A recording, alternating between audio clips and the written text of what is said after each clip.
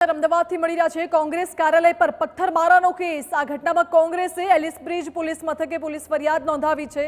ભાજપના યુવા મોરચાના કાર્યકરો સામે પોલીસ ફરિયાદ નોંધવામાં આવી છે। ગુનો દાખલ કરાયો છે।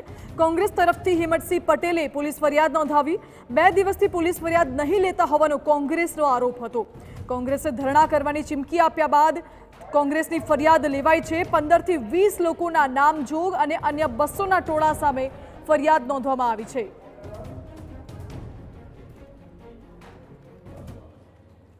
પોલીસ કમિશનર શ્રી સાથે વાત કરીને આ તમામ જે ઘટનાક્રમ ઘટી છે એ કાયદો અને વ્યવસ્થા જે છે એના માટે એક પ્રશ્નાર્થ ઊભો કરે છે। ચિંતાનો વિષય છે કે જ્યારે રથયાત્રા જેવી પ્રસંગ જ્યારે આપણા ઘર આંગણે ઉજવવાનો હોય ત્યારે આવી પરિસ્થિતિની અંદર તમે કાયદો અને વ્યવસ્થા ના જળવાઈ રહે અને પ્રદેશ સમિતિ ઉપર જે હિચકારો હુમલો કરવાનો જે પ્રયાસ કરવામાં આવ્યો એની બાબતની જે ફરિયાદ હતી અમારી 2 દિવસથી સતત અમે પ્રયત્ન કરતા હતા। આજે અમારી જે પોલીસ કમ્પ્લેન છે એ પોલીસ કંપની અત્યારે નોંધવામાં આવી છે। તો કોંગ્રેસની ફરિયાદ લેવાઈ છે। એલિસ બ્રિજ પોલીસ મથકમાં ફરિયાદ નોંધવામાં આવી છે। વધુ જાણકારી સાથે જોડાયા છે સંવાદદાતા હરીન માત્રાવાડિયા। હરીન, કોંગ્રેસની ફરિયાદ નોંધાઈ છે। ભાજપના યુવા મોરચાના કાર્યકરો સામે ગુનો દાખલ કરાયો છે। કોનું નામ સામેલ છે ફરિયાદમાં?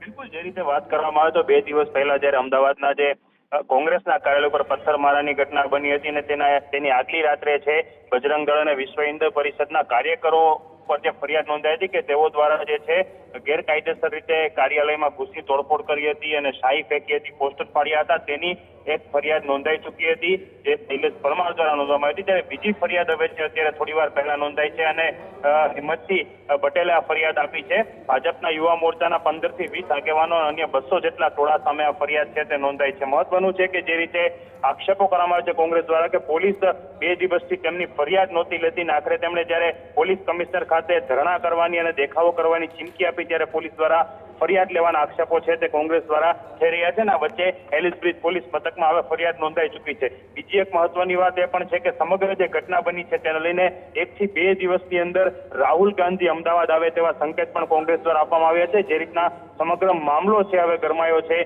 અને રાહુલ ગાંધી 2 દિવસ બાદ અમદાવાદ આવે તેવી પણ શક્યતાઓ છે વ્યક્ત કરવામાં આવી છે। જી હરીન, બિલકુલ અગાઉ કોંગ્રેસે એવા આક્ષેપો કર્યા હતા કે કોંગ્રેસની ફરિયાદ નોંધવામાં નથી આવતી। હવે પોલીસે ફરિયાદ નોંધી છે અને બપોરે જ્યારે શક્તિસિંહે પ્રેસ કોન્ફરન્સ કરી ત્યારે પણ ભાજપ વિરુદ્ધ અનેક આક્ષેપો કર્યા હતા। શું તેનો કોઈ ઉલ્લેખ છે ફરિયાદમાં?